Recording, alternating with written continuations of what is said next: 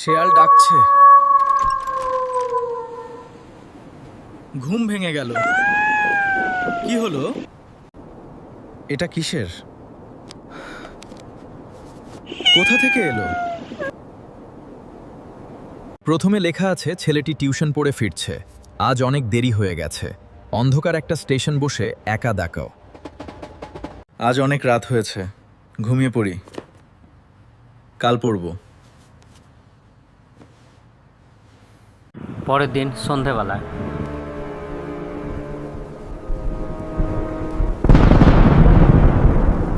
এখানে আমি একা। ডায়েরিতে কি লিখছে? তুমি একা, আর দূরে মুন্ডু ছাড়া একটি লোক অন্ধকারে চুপচাপ বসে। এখানে কেউ নেই। ডায়েরি বন্ধ কর, এখনই পালাও।